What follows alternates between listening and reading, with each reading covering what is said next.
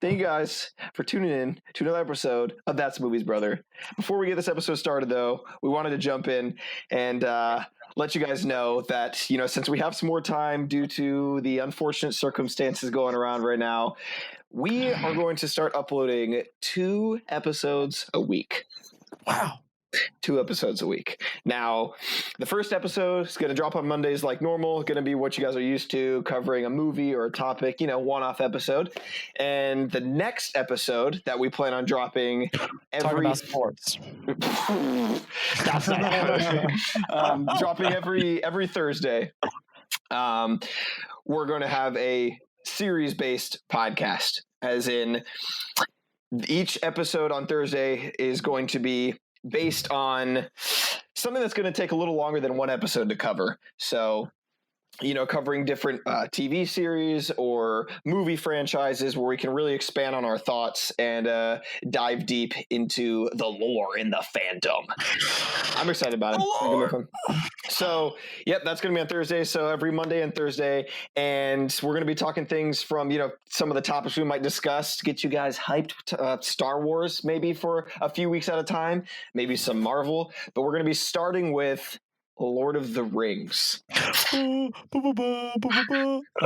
it's exciting because for some reason that I don't know, I've never seen Lord of the Rings. Always something I've wanted to see, never seen it. So it'll be a very interesting take on somebody watching it for the very first time. So yeah, that's going to be dropping this Thursday. And Fellowship of the Ring, first one. Woo! Yep, Fellowship of the Ring. Thursday. I'm excited, and we'll continue to talk Lord of the Rings for the next few weeks to come until we jump onto our next topic. So get ready for your double dose of That's Movies, Brother. Double dose! Welcome back to another episode of That's Movies, Brother. Today we have brothers, and we're talking movies. Yeah, that's not going to be a start. That's it. All right. So, I tell you what, boys. I tell you what. I'm ready to get out of my house, dude. Yeah, that cabin fever is setting in.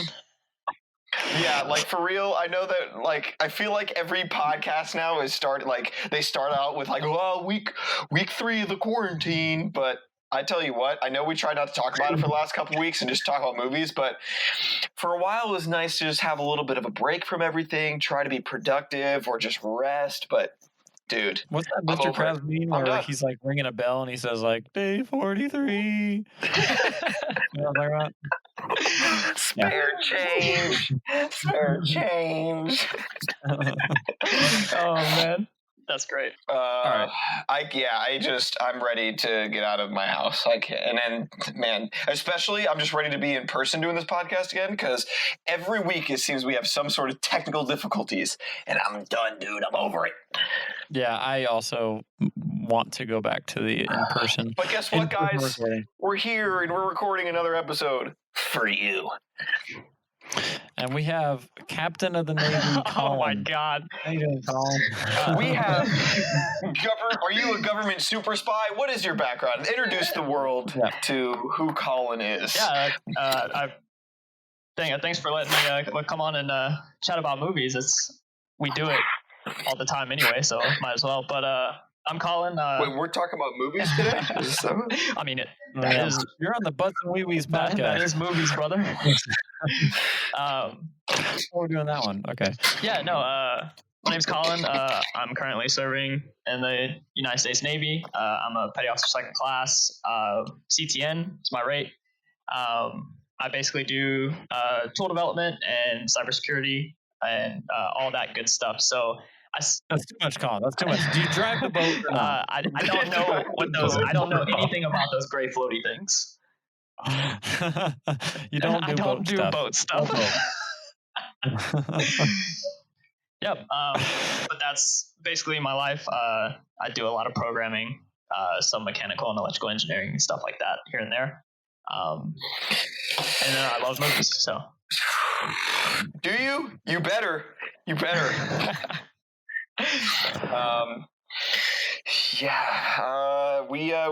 were this. I guess you could say we're friends with Collin. Yes. we were hanging out, just gaming as we game. and just started talking about movies. And we talked for a good hot 45 minutes. We're like, you know what? Just save it. We'll just have you on the cast, brother. So here he is, in all his glory, from ye old days of camping to now I'm talking movies. Have we ever actually done an introduction for someone? I feel like they just start talking and we just go. To be fair, the only time we kind of did one for Seth. We tried to introduce him instead. Oh, yeah, that was yeah. Well, cool. What's it? I don't know. What is it? Tell me what is it. Tell me what to do. Well, you guys want to jump right into it, or what's because nothing goes on in our lives. I did have something I did want to talk about though. Oh, please talk to me. Talk to me. All right. So just recently, I'm sure you guys saw all the ads and shit for it, but this new Quibi thing came out. Okay. Quibi, right? And it's just like it's a new streaming service, but it's like if Netflix and Vine had a weird bastard child, because like it's this strange service that has like 6 shows on it, and they're all like 7-minute episodes, and not very good. And so I don't know, it's a weird thing. Have you guys watched it, seen anything? You guys know anything about this? I personally don't know anything about it, but I'm assuming you've watched some of these episodes. Yeah, so I watched one of the shows that they have on there. It's one with Liam Hemsworth, where it's like, I think it's called The Game or something like that. It also has Christoph Waltz in it, who is way too good to be on whatever this is. But yeah, it's like this weird thing where like Liam Hemsworth, is like in his like early 30s or something, young guy, and he has cancer, but they never really say like what kind, or at least the first 2 episodes I watched. He has cancer, which to him is just basically he just has headaches every once in a while, and so he's gonna die, and he has like a new wife and an unborn child, and so he's trying to like get money for them, kind of like basically the Breaking Bad situation. Sounds really familiar. Yeah. And so he meets up with Christoph Waltz, who's this shady guy in a building, and he basically tells him, "Listen, I'll set you up with some people who will, they'll pay you if you let them hunt you, like like a person," which is also taken from The Most Dangerous Game. What's that famous? The Most Dangerous Game. Yeah. So it's a weird combination of those things. I've only watched 2 episodes, which was only 14 minutes of content, and I was already like, I'm done. This is not very good. So this is a big thing because like Stars, like at first when I was seeing ads for it looked like it was just almost like I don't know. I didn't expect it to be something like big, A-list celebrities were like being a part of, but that's what it seems like it is. Like all the other shows that are on here, there's one with Zac Efron, which is like a reality show where him and his brother they go to weird things, and it's called Killing the Efrons. I guess they just do weird, that kind of reality show bullshit. It's a reality show? Yeah, a 7-minute reality show, survival reality show. No, let's break this down. Okay. I'm sorry. It's called what now? Killing the Efrons. And are they running from people too? Well, it's not the same thing. Like they're more of like, okay, we're gonna drop you in with like an alligator. I don't know. I haven't watched Killing the Efrons. Maybe it's really, really good. Yeah, benefit of the doubt. Yeah. They also rebooted Punk'd with Chance the Rapper. Dude, who's making this? Where is this coming from? Chrissy's Court, which is a Judge Judy style reality show with Chrissy Teigen, who is married to John Legend or something? Yes. Yeah. And then there's one called Spielberg's After Dark, which is a horror series written and created by Steven Spielberg, but you can only watch it at night. Really? Yep. What? So like it doesn't show up, or like you can't have access to it until like 9:00 at night every night or something weird? Yeah, I guess it depends on your time zone. I wonder if you could just change the time on your. Well, maybe it knows where you. I don't know. But if you changed your location in the app, so like if you were trying to watch it like 4 p.m. on Eastern time, you changed it to like I don't know Mongolia, you'd probably be able to watch it. I guess it would probably fool it, right? I don't know, but Apparently, so this company plans on spending $1.1 billion on original content in its first year for 175 shows. So is it? Do you have like a free trial? Is it like Netflix where you have to pay for a subscription? Yeah, here's a crazy thing. It's a subscription thing. It's like $5 or $6 a month, but they're giving out 90-day free trials. 90 days. Yeah, so I mean, it just came out, I think, this month, and they're not going to make a dime from it until at least 3 months in. They are confident with this. Huh? Yeah. It's a new little company of the same name, Quibi, but it's being backed. It raised $1 billion in funding from like Walt Disney, NBC, Sony, Warner Media, blah blah, blah, Viacom, Alibaba Group, China. Yeah, money. see, I mean, and that's the crazy thing is like looking through a lot of these shows, they all seem like either reboots or just ripoffs.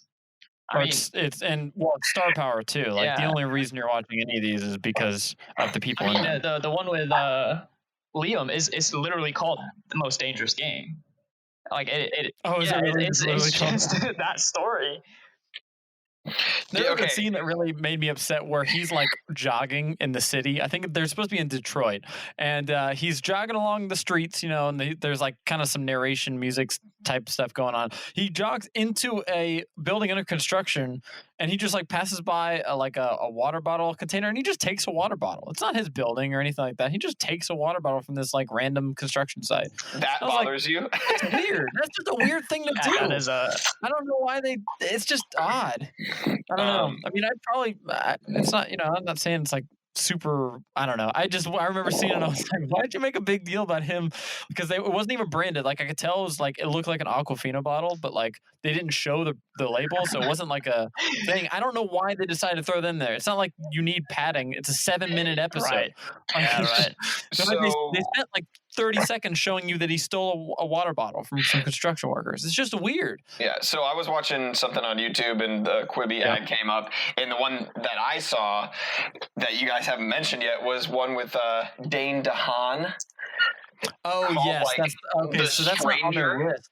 I don't know if that one's out yet. I guess not, but like so apparently the ad starts where he's in a car with some girl and she's like, I'm Brittany or whatever, I'm your Uber driver, and he's like, I'm whatever, your passenger, and she's like, are you famous? He's like, why would you say that? Oh, because I picked you up from that mansion. He's like, yeah, I don't even know whose house that is.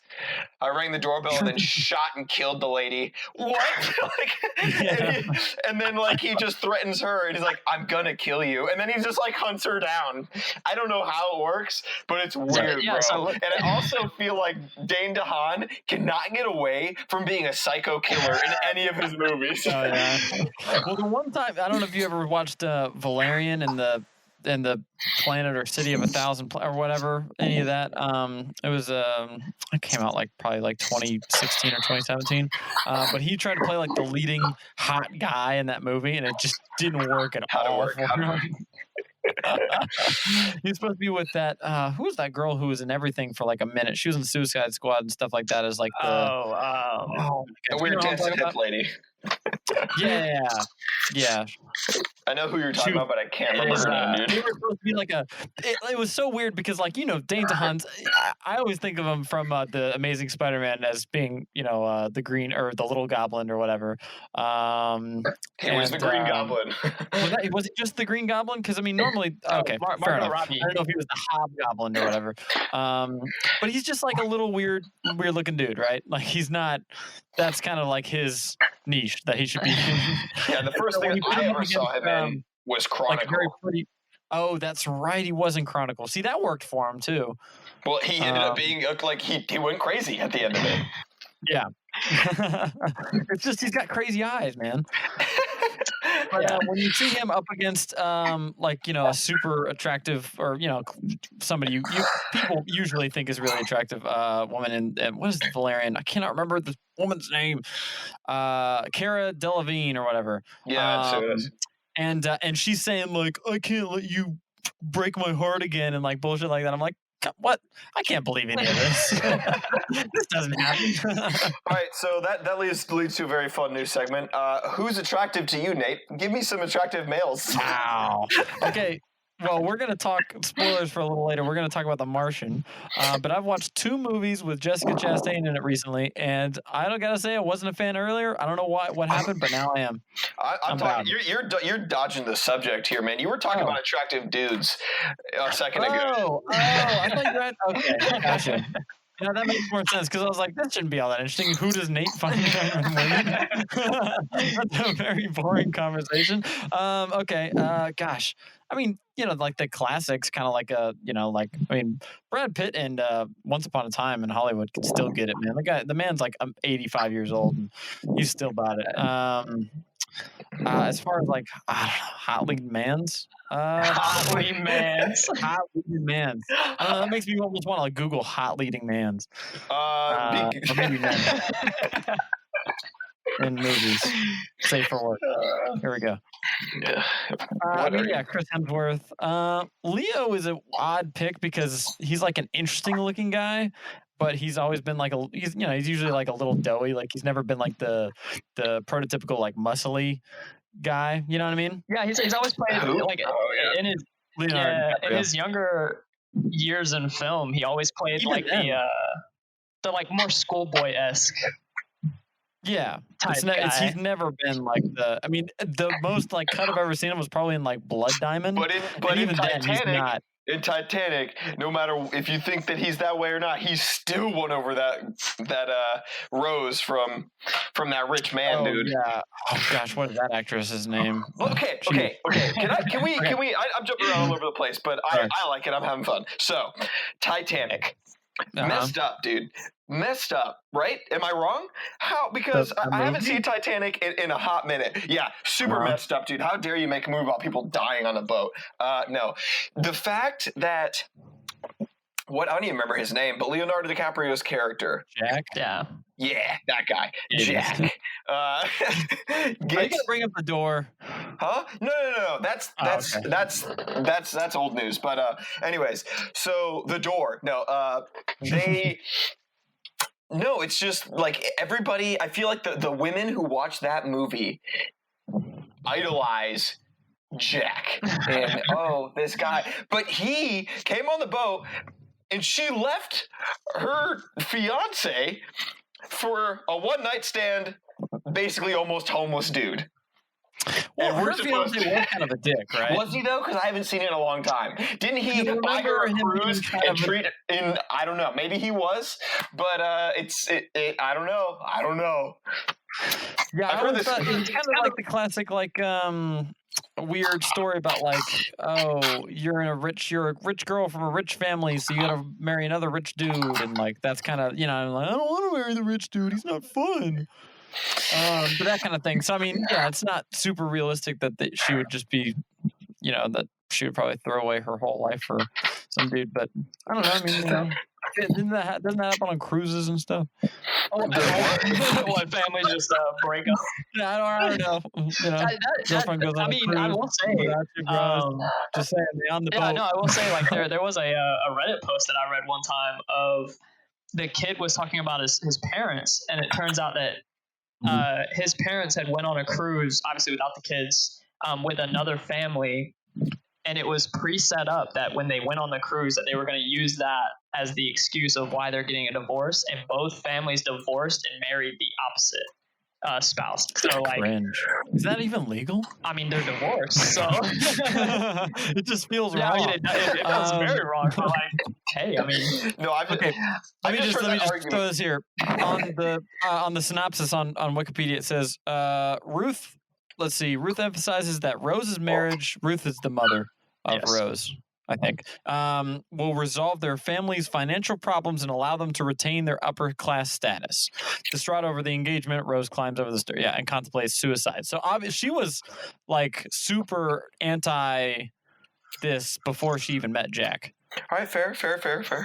Yeah, I just think it's a funny, interesting, because I've heard. If you think women should just marry whoever we tell them to marry, I guess that's your opinion, and you can have that opinion if you want. I've heard that funny like conversation, like people being like, he shows up and she's just she leaves this poor dude, but no, he, especially at the end when he was like, oh, screw everybody else and basically like screw the women and children, or doesn't he finds a kid and pretends it's his kid, like, I got a kid to get him a lifeboat, right?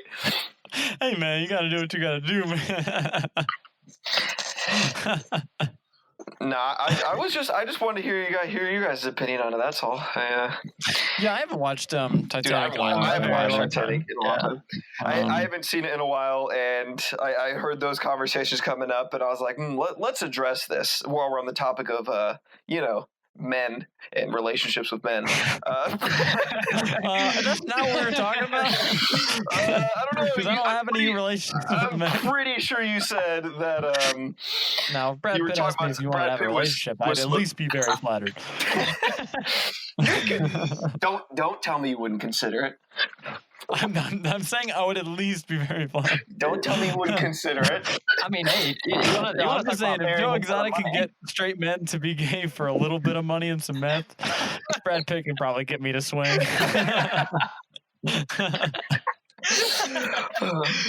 Oh man, that's good. That's good stuff. So Quibi. Yeah. But yeah, Quibi. Whatever this is. You know what's weird? Okay, so this kind of is like a more philosophical discussion, but if Quibi takes off, then I think a lot of other studios and like film production companies and stuff like that are going to start thinking that people want more short form stuff. And not necessarily saying that short form stuff is inherently bad. I think you can make something good in 5 minutes just as much as you can make something good in 5 hours. I just think they're also hard. It's also going to make something really hard. That's not how that sentence works. It's going to be really hard to make something really good in 5 minutes. Just like it'd be really hard to make something really good in 5 hours. Because if you watched a 5-hour movie, it'd be really good to keep you watching for 5 hours. Yeah, they have to have straight, a lot of right? plot development. And going to like the 5 minute or I think it's like a 7-minute episode, something like that, right? You can't really have. You have to have enough time to engage the people without stressing them out by cramming so much information within 5 minutes. Yeah, exactly. But also not have nothing because it's only 5 minutes long. But I mean, like a big point of like really good movies is making your audience care about the characters. So how can you usually how can you do that character development? But so from what I've seen about this Quibi show, it just seems like I think what they did, right? Because I looked at the the first season of that the Most Dangerous Game. I don't know if it's the complete thing, but they might do more. Or it might have ended. I don't know. But it's they're 7 to 8 minutes long and there's 13 episodes. So it's about, if you add it all together, it's about the length of a movie. A little bit on the short side, but so it's kind of like I guess what it feels like is that each episode is just like a scene. Interesting. Pretty much. Yeah, since I haven't actually watched it, I'm wondering if is that how it's structured? Can you structure a movie? Like, could you take a movie and then chop it up into 5 sections, structuring it like a movie since it's about that length when you put them all together, and even make it make sense per episode? Because it still has to make enough sense per episode without just make you feel lost. Because you'll watch a movie and for 7 minutes it'll just be doing maybe some boring stuff but expositional stuff, but that might not be good for just a one episode. But what's at the end of the day, what's the point, right? Because like when you're splitting up a movie, the idea that kind of follows like TV series is you wanting to fit more content without shoving it down your audience's throat. Well, and each episode, if you're watching a TV show, I think has it. So there's if you talk about a TV show, you take a season, there's a large arc over the season, and then each episode is going to have its own smaller arc. Each episode has to have an arc. So if you're going to split it up when it's supposed to be in like if you're taking like a movie and splitting it up into Quibi episodes, which again, I don't know how it's working. I'm not saying that is how it is, but if you're doing that, it might not have time to actually have an arc. Even if it's left on a cliffhanger, you want to have some sort of an arc per episode, because that's how it works, which then leads into the overarching, arc of the season. It's not impossible. I mean, short films of like 15 minutes long and stuff like that, they make it work. It's definitely possible. You can do it in 5, 6, 7, 8 minutes. It's just usually difficult. But it's kind of, I guess my greater point is that if we start seeing more stuff, if this really takes off, which I have no idea if it will or won't, it seems like a stretch personally. They've got the money behind it. It's basically doing the Netflix model, but it's way at the very beginning, way before it has any kind of credibility of spending way more money than it has, before it has any way, make sure that it can actually turn any profit. But if we see more stuff turn towards short form, kind of content like this, I don't know, how would you guys feel about that? Because personally, I think that'd be kind of, I wouldn't like that. I like big, long drama TV series. I mean, I've been watching Ozark recently and stuff like that. Fantastic Ozark is fantastic. And, you definitely couldn't do Ozark in 7 minutes. I mean, and so like that kind of brings up the discussion of like, I feel like they're kind of pulling this idea from the entire like YouTube space. I mean, you get like 10-minute episodes, or quote unquote episodes, but it's not the same, right? They're trying to take that model and squeeze it with like fantasy type deal. And I mean, if you want to do kind of like a 1-by-1 comparison of like something that does have like a storyline to it, right? It would be like Shadow of Israfel, or like a playthrough of a game, right? But Shadow of Israfel went on for like hundreds of episodes.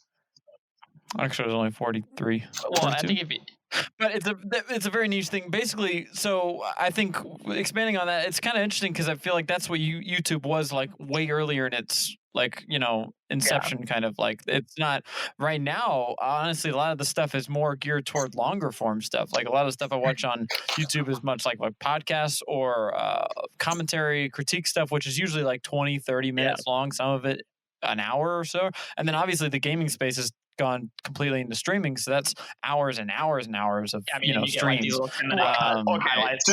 be fair, gaming has not gone completely into streaming. Sure, streaming has helped for the most part. It is definitely grown in streaming, and it might be more, but isn't that you can't say it's gone completely into streaming because that's just not true. There are tons of YouTube gaming stuff, but like the way they used to, so the way they kind of used it, where like a game would come out and you do like a let's play, as they call them, or you literally just watch a guy play through a movie, like a cinematic style game, not something so open and sandboxy as like Minecraft, which obviously still has a big YouTube presence, but something much more linear. I don't know, like the most recent God of War that came out last year or something like that, or actually that was a year before, I think, but something like that where it's just a beginning and an end and you just play straight through it. All that's going to be on Twitch now. Your people are not going to watch and not only are they not going to watch it, they're not the people who usually create it aren't willing to. They're not going to do all the editing you have to do for a YouTube video and all that kind of stuff when you can just stream it and then it's done. I think it's I think it's easier to do it streaming, so there's more people doing it streaming, but you still have a lot of big name people, and even the sub big name people. Like I'm not talking about the top 5. Like for example, PewDiePie doesn't really do like let's plays or anything like that, like not anymore. But there are top people that still do that, and then you have still a large group that does. I just randomly am on YouTube now typing in like some video games and let's plays, and they're there, and they have as of recent have millions of views. It exists, but I think there are more people doing it now on Twitch because there's it's easier to do. Yeah, I think it's easier for both parties, honestly, in most cases. So that's just an example of it expanding, just like this Quibi thing is expanding. So I I don't know if it's going to work. So that's what I'm saying is that I think that it's more what they're doing is that they're saying things like Musically and now TikTok and formerly Vine, and I think they're trying to make something off of that. And I'm sure before this Quibi thing came around, there was that other app that was called, it was the really dumb one. You probably saw a lot of the ads for it on YouTube, where it was texting. Like you just see a text chat, text stories that they would do, yeah. And then the one that was called, it was about the girl and the dude in college, and like the girl wants to have sex with the guy in college, and he like shows up at her door, and he doesn't have any pants on or something like that. You guys saw that, right? Oh, if you're listening to this podcast, and you haven't seen that, you've never been on the internet. Yeah, we've definitely never been on YouTube. Yeah, so I mean that was a really common thing where it was like this really short form, like drama series that really felt much more like a YouTube Red thing than it did like anything like Netflix. And so I think this Quibi's trying to take that that concept of that short form, stuff and trying to propel it. But from what I've seen, all they're doing is getting Hollywood level like camera stuff, like filming equipment, and then also celebrities to an extent. But the stories are garbage. But the stories, they're really condensed, and they don't seem to be. I mean, like we already said, most of pretty much. I don't think there's really an original one on here that I've seen yet. Yeah. The core one is just Judge Judy. Yeah. I don't know about the Spielberg's After Dark. Don't know anything about that one. That could be totally original. But so I'll give him that. But the Efron's thing, that's just a survival reality TV show. Liam Hemsworth thing is just a book. Yeah. even the one with Dane DeHaan is at least very derivative of like a lot of recent stuff. So I don't know. It doesn't seem like all horror movies are the same anyways. Well, he's not even doing a horror movie. That's more of like a thriller. It's like a horror thriller type thing, but those type where people just go after people to kill them, they're all the same. Fight me. Let's go. Fight me. Dang. Mr. Horror Movie Man himself. Let's go. Yeah, they're not. There you go. 70. I will say that from not watching many of them, but seeing a lot of getting the feel of like, from a trailer or what I've heard from people, 75% of them out there are. Well, that's what I feel. So what are you actually talking about? What movies? Describe to me what is this? Because are you saying 75% of horror movies are similar? Is that what you're saying? Yeah. As just a whole. You know what? To be honest, pretty recently you'd probably be kind of right. Like the stuff that's come out in probably like the last 10 years, there's been some standout things, but most of the good horror has been in like, and I don't like being this guy, but it's been in the indie space. It's not been in the mainstream stuff.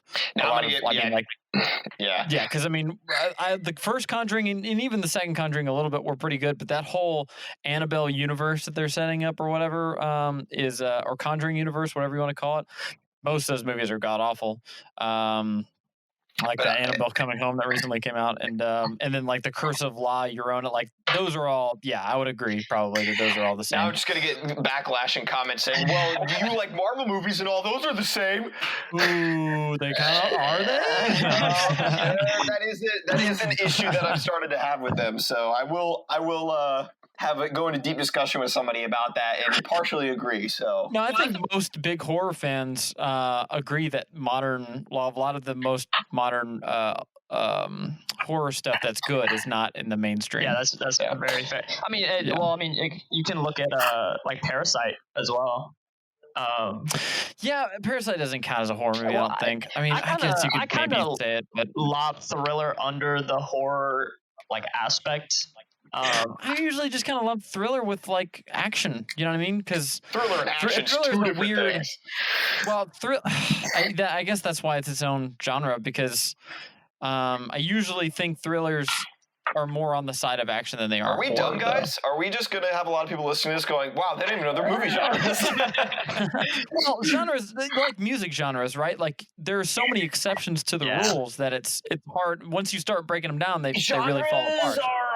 Subjective, brother. Oh, God. But what a good segue. I mentioned Marvel, was going to segue. If we're all done talking about Quibi, I got some other news before we jump into the main movie of the hour. It is official. Okay. Yeah, sure. Sam Raimi is directing Doctor Strange Multiverse of Madness. I did see that. I did see that.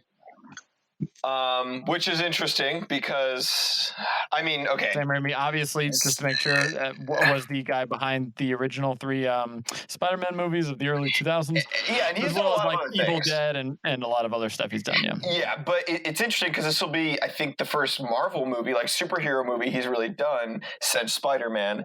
And then you have all these people, and I think I might have mentioned this in one of our previous podcasts, but who are talking about, well, if he did Spider-Man stuff, maybe they want to get him back because it's the multiverse. And now that Spider-Man Into the Spider-Verse came out, there has been lots of rumors about putting a Spider-Verse in the MCU and bringing back Tobey Maguire and Andrew Garfield, because those are obviously in 2 different universes, or 3 now with the MCU, and then bring them all together, and you got the guy who did the original Spider-Man is doing the multiverse movie.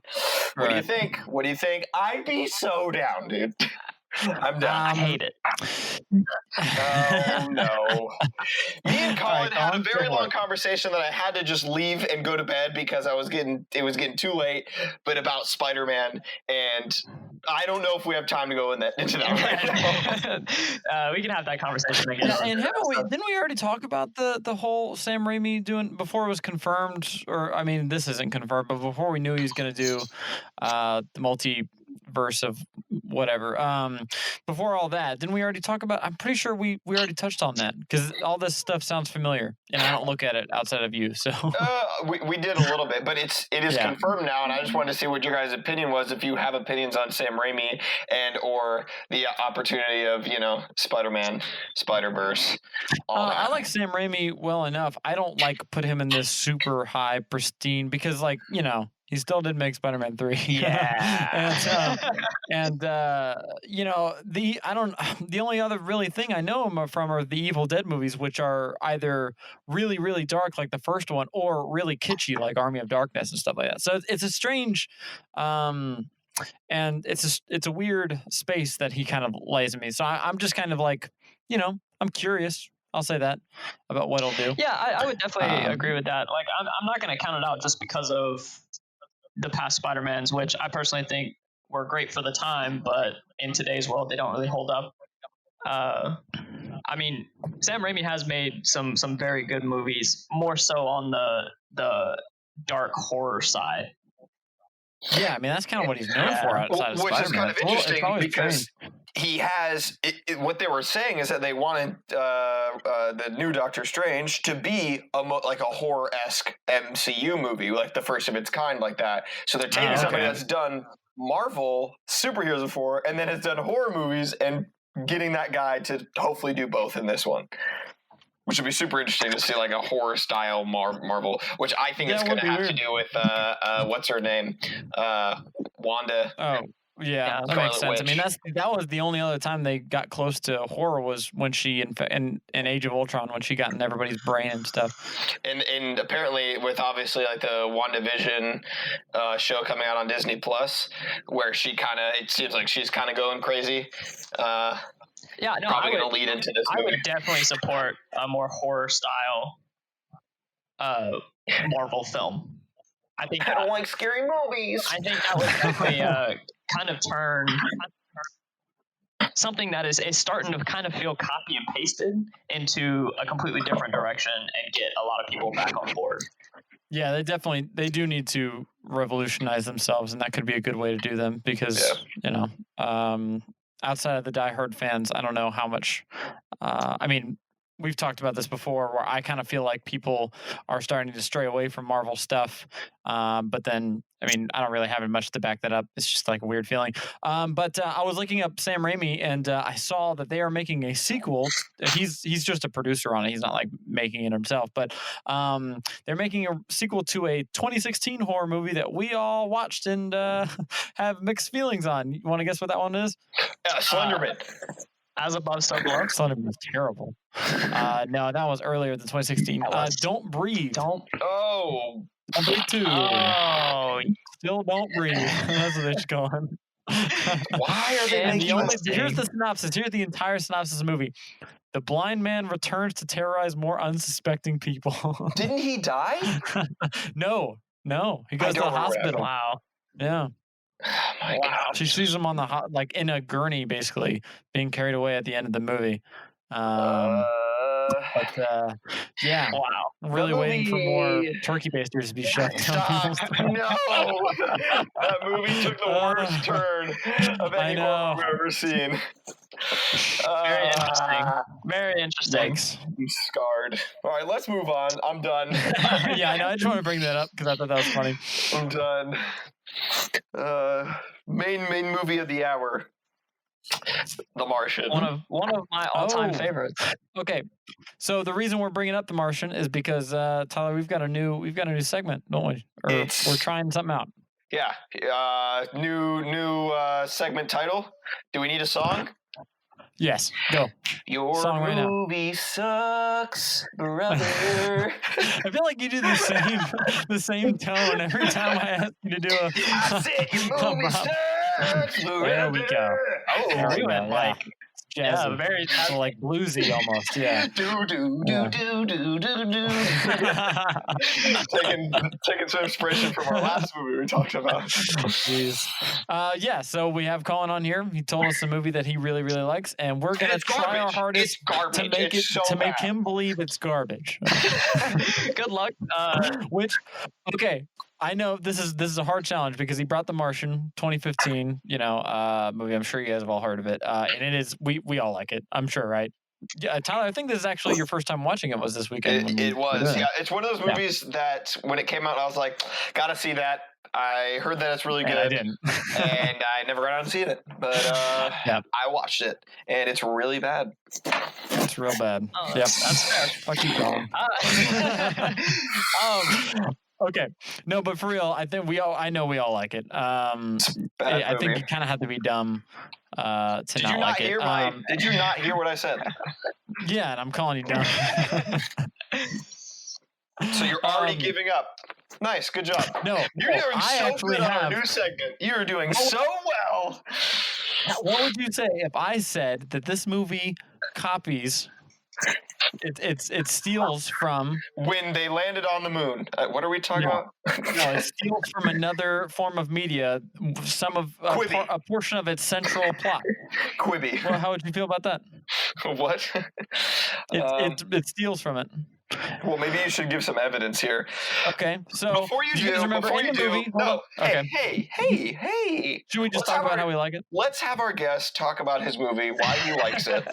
Oh yeah, and, that's right. give a Yeah, little hey Colin, you're on the synopsis. show. Let him give his synopsis of one of his favorite movies. We each got to do that last week for ours. So You're right. take I'm it just away. so excited to do this, but yeah, go for it. That's fair. Yeah, no. So The Martian, right? Basically, we had an entire conversation of what movie to bring, and there's always that argument with like Interstellar versus Inception. So I didn't want to go with one of those two. Those are two fantastic movies as well. But Oh, that's really easy to say. You just go, the ending is really bad yeah, for Interstellar, so it's Inception. That's how you determine that. yeah. I mean, it's one of those arguments. But I love both those movies. However, The Martian is a movie that a lot of people haven't actually seen. More so of like the whole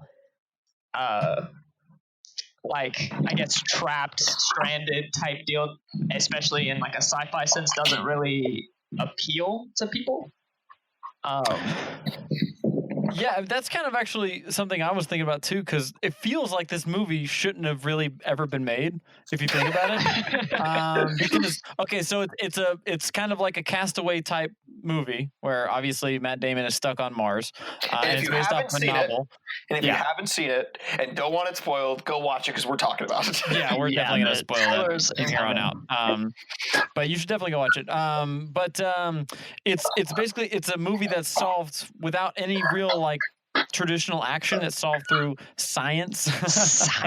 And that kind of feels like that's. See, that's one of the spots where I would kind of disagree with you. While science was like a big factor, it was also a moral dilemma. Right, on both sides. That you have the people running NASA who are trying to basically keep the country happy because they left an astronaut who was alive on Mars. Right. So you have their moral like their moral compass and their fight in their own ranks of like, we should do it this way. Like he should be the number one priority. On the other hand, you also have the moral dilemma with the actual crew who left one of their own on a planet that is uninhabitable. Well, is dilemma the right thing? Because it's not.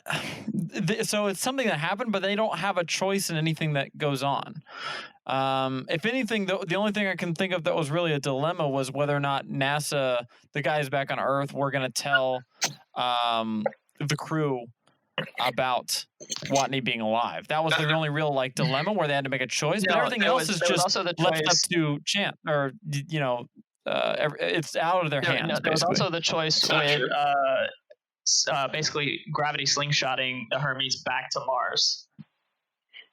Because they were told not to do that, and then they said, "Well, that's right. We have the power to decide if we want to basically cause a mutiny and just do it anyways." Exactly. Which I don't think they talk about it, but I don't really think there's ever any. I mean, I guess they weren't allowed to go flying in, but their lives all turned out happy from there. There was no real. Didn't feel like there was real consequence. I mean, you can't really punish heroes. That is a very bad PR move. Nate, did you? I mean, I get it. You mean consequences to them when they came back? Yes. Okay, I thought you meant consequences. I mean, they had to stay in space longer, and that was a big thing. It was like they were basically saying, like, I think Jessica Chastain was, the commander, like in charge. So she was like, "I'll get court-martialed, and they'll never let any of you guys fly." And Martinez was also he's also military, so he would have also been court-martialed.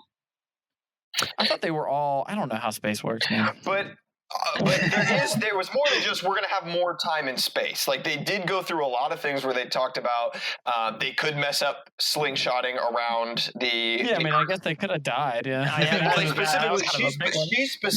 The commander specifically said there were multiple ways in which they could have died, and she explained them all.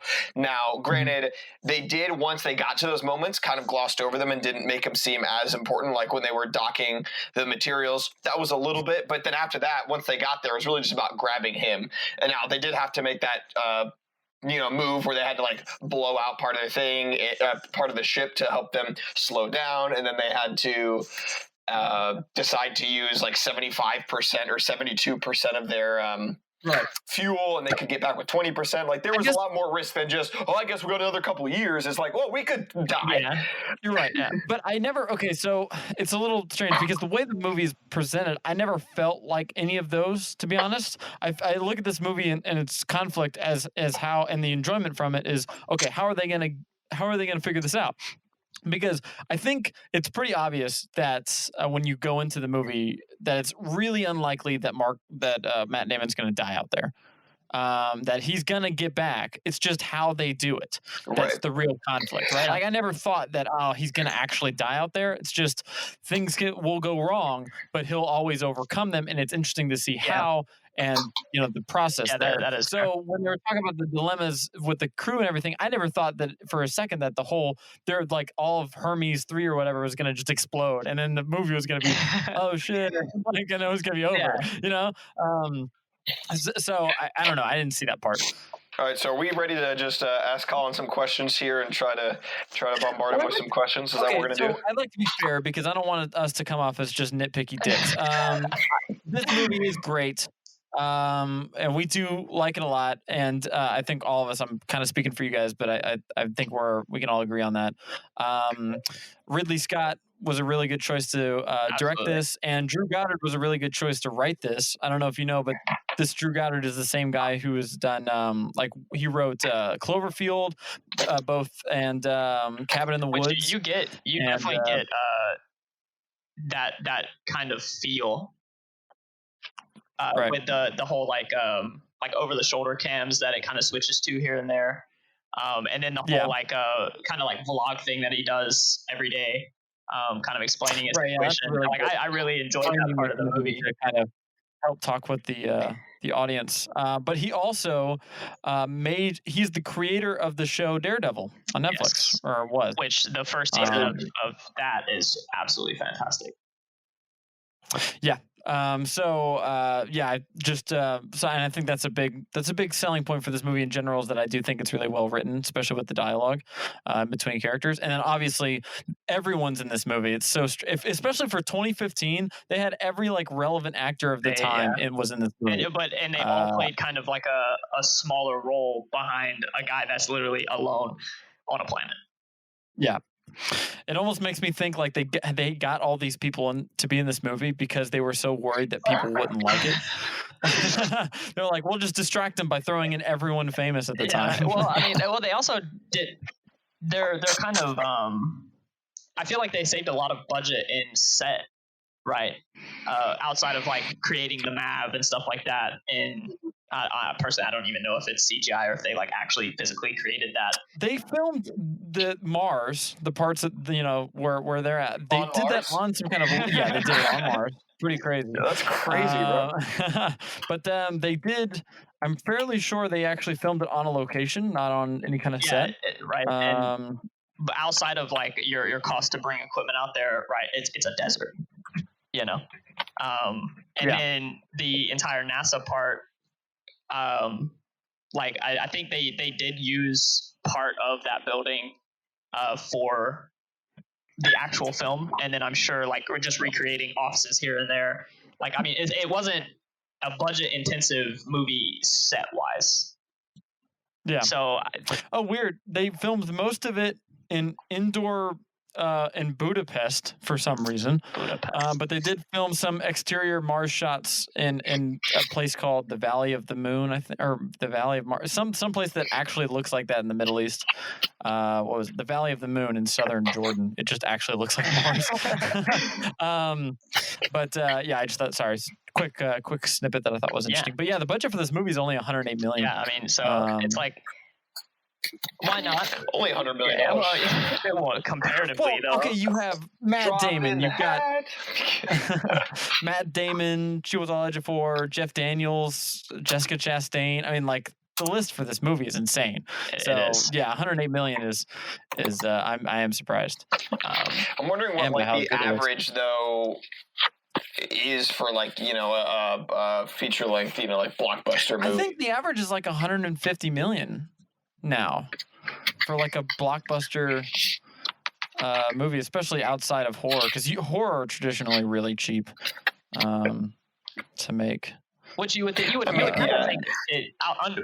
action horror would be like number 2 due to all the effects and stuff, but that is well, they get around a lot of the effect costs because they obviously shroud things in darkness. Yeah, that is. Yeah. Usually in a horror movie with CGI, you have like 3 or 4 scenes in the whole thing where you actually have to show something. Yeah, that is fair too. Yeah. And the rest of it's just building. Yeah. So it's the suspense aspect. But I do have a few other notes of why I do thoroughly enjoy this movie. Right. So obviously coming from a military background, I've seen space. I've seen like how people when they're confined and like you spend X amount of hours a day with the same people over and over, how you kind of get that like playful bickering, which the movie opens up on with them. They're all doing their own thing, they're bickering over the comms, and then the captain just shuts it down. Right, she shuts off their comms. In a joking way. And that's so like I have tremendous respect for that, because that kind of relief. It's just like when you the way she just made everybody shut the fuck up. It's just like when you muted Phil on our Discord server. The same thing. Yeah, right. Happened literally like a day before I watched this movie. Yeah, but they kind of keep that theme of relief in throughout the movie, right? You have like the bickering between all of them, and then you have like when they first make contact with Watney again on Mars from the Hermes. It's Martinez, and he's like, "Sorry, we left you behind, but we just really don't like you." But is that good, or are they not taking it too seriously when their friend is about to die on a desolate planet? Well, it's kind of weird because oh gosh, sorry, that's not good. Matt Damon has a bit of an odd reaction to his situation where he's like, he definitely has his like sad moments, but he's like Bud. unnaturally giddy. Nate, do you know what the title of this segment is? Because it's not what it used to be, apparently. I'm literally just coming up. I don't think it's too much. I hadn't got into that. Segment yet. Sorry. Yeah, I'm still. Nope, it's fine. No, but, let's just tell me when we're going to try to take down a movie, and then we'll praise the movie first, so it means nothing when we take it down. Yeah, sure. You gotta praise it first, and then when you take it down, and it's all that much better because now we're propping it up, right? We're taking it. See, it's up on this pedestal. We're about to shoot it straight down. Well, so to answer that, Tyler, no, I don't think it's too much, right? This is coming from a more personal, real life experience, right? I was stationed in Hawaii. I was in Hawaii the day that the fake. Basically stranded. Well, yeah, essentially. No, but I was on the island when the ballistic missile alert went out. Right. Oh, I remember that. That was like 2016, right? When there was like a fake thing that went out that everyone thought they were about to die. None of us knew it was fake. For like 20 minutes. Right. And so I woke up to a shit ton of calls from like all my friends and everything. And I talked to one of my really good friends, Ren, and she was like, "Are you going up to the tunnel?" Which the tunnel, if you don't know, it's basically a big bunker that was used in World War II that a lot of people in my job work out of now. And I was like, and I was like, absolutely not. I was like, 1, it's already 15 minutes. It probably takes like 20 minutes to get here. 2, I don't have my badge, right? Like there's a whole bunch of things. She was like, okay, so what are you going to do? And I was like, oh, I'm going to make a drink. I'm going to die. Yeah, I'm going to drink. And she was like, okay, I'll lock the door. I'll be there in a minute. Right. And so she actually showed up and we all just sat around bullshitting. Like we called our families and said, hey, we don't know if this is real, but if it is, like, we love you. See you later. Yeah. We see you again sometime, I guess. But we all just sat around drinking at like 8 a.m., laughing, cutting up. And so, no, I've seen that personally, So that kind of theme just like I really enjoyed that. It always seemed to be at the right moments when they had that kind of like bickering and those snide comments and stuff like that, to where it kind of like relieved you and kind of humanized them in a way, if that makes sense. Right. Yeah. Then another thing is the whole like plot to finding out that Watney is still alive, right? And like without that one chain of events, it could have been a year before they even realized that he was still alive and moving stuff around, Which is weird because they actually realized that he was still there after like a month. Yeah. I mean, and it was simply because he had moved the rover, right? But for fear of showing a dead body on TV, because they have it, like it's a public organization, they have to release these photos, right? Which that's not entirely true, but secrets. I mean, it could be considered like classified, right? They could say it was a classified photo and not release it. Like there's ways around it, but without that one, essentially that one analyst looking at that picture and noticing that there was a movement, he could have actually died. I really just like that attention to detail. Well, actually, he did have a plan to contact them, which is kind of the weird part of this movie. I don't quite understand how it was supposed to work. He did not have a plan to contact them. He was going to try and survive until the next rocket showed up. That was his plan. Well, he didn't know that they had noticed him until he went and found Pathfinder, the Mars rover, and brought it back, and then got that thing working. Well, but the issue wasn't them noticing him, because regardless if they noticed him or not, his plan was just to be there when they showed up in 4 years or something ridiculous.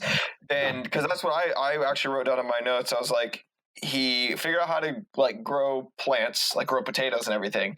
And then he says, but none of this matters if I can't contact NASA. And that was a line I still don't understand in the movie. I said, that doesn't make any sense because his plan was never to contact them. I mean, maybe it was in the back of his head like that was an option, but it doesn't mean that it doesn't matter if you don't contact them. If you get food for 4 years, as long as you get the food to survive and then you can get to where you know they're going to be, that was the plan. You never made it the intention before that you're going to try to contact them. So I could be wrong, but I'm pretty sure how it went was that it didn't, whether they knew he was there or not, the time frame of getting a whole other new launch going and out there would take 4 years. Like from when he was there to when the next one could get there, whether they knew he was there, just the time it takes to travel and get everything going and get a new rocket and all that. Well, crap. So think of it like this, right? So like he was gonna. So say they never found out that he was actually still there. He was trying to show up at the crater where the next crew was going to land. So if he didn't if he could not get in contact with NASA, they would have sent a full manned crew and he would not have been able to fly out with them. Yeah, I still don't think that's sexual because he went out to that. Remember, there's a whole scene with Chiwetel Ejiofor and Mackenzie Davis where he's trying to figure out where he's going, and he realizes because he realizes that's where the old Pathfinder was. Right. Yeah, so he was going to grab that rover to communicate with them. That was his plan. Yeah, I mean, which is a long shot. But it was his plan after. The initial plan was to get food, to survive, to get there. And then he goes, cool, now I got a lot of free time on my hands. I'll try to contact them. So that wasn't a step in his original plan. That was an add-on. Yeah, and you saw that where he's kind of like sitting there thinking, and then he's looking at the map, and he marks Pathfinder. After he had... And then he's like, I know what I'm going to do. Right. He's like, I figured out what I'm going to do. Like that wasn't a part of his plan at the beginning because he didn't know. So here's where I get confused on how all this works, and maybe I'm just dumb. When he gets Pathfinder set up and he sends off the signal, the only thing they can do is that Pathfinder can talk to the replica Pathfinder that they have at the JCL, basically a company that creates rockets and rovers and stuff for NASA.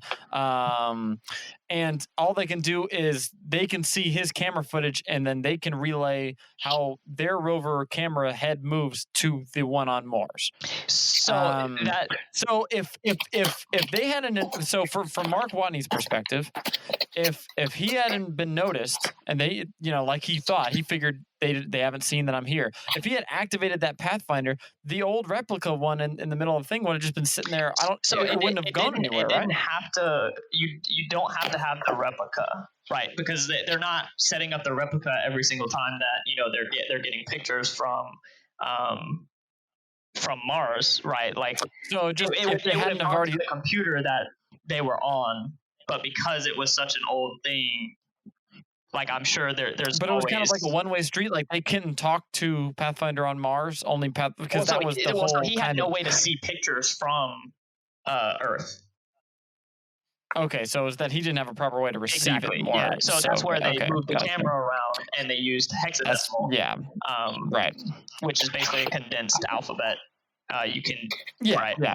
That part's all fine. They couldn't have sent pictures back to him because he had no way to receive those. I was just imagining that it would have gone for some reason to the replica Pathfinder, and you would have just seen like in a warehouse somewhere under a tarp, like the head camera on the replica just moving and no one noticing it.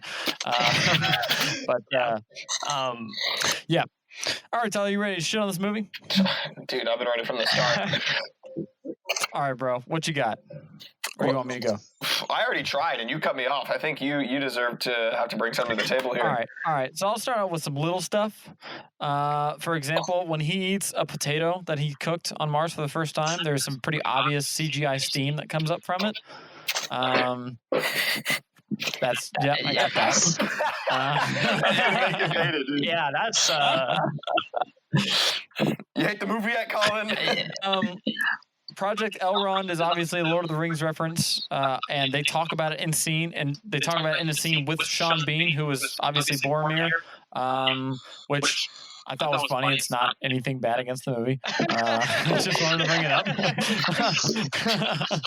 Oh, here's something. The movie takes place in like 2035/2036, and there's a few shots of cars in the movie, and they're all modern day cars. There's no like new fancy, which it's not like there wouldn't be any modern day cars now, but like I think there's a news van that already looked like if it was being driven around now, it would be 10 years old. So it would ostensibly be 30 years old by the time when this movie's set. So that's a little bit of a inconsistency. So yeah, Ridley Scott, get your shit, together. Okay. Make some new cars. I just want to state that this did win a Golden Globe. No one gives a shit about the Golden Globes.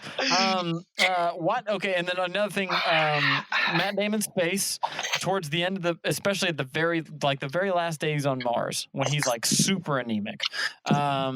His face looks almost exactly the same. His face should be much more thin. So what it appears, what I noticed during those scenes, which I'm assuming is what happened, every scene that you see his body, you never see his face. So I'm almost certain that was a body double. Yeah. And then obviously when they showed his face, it was closer up, so you couldn't see his body. Right. Another thing.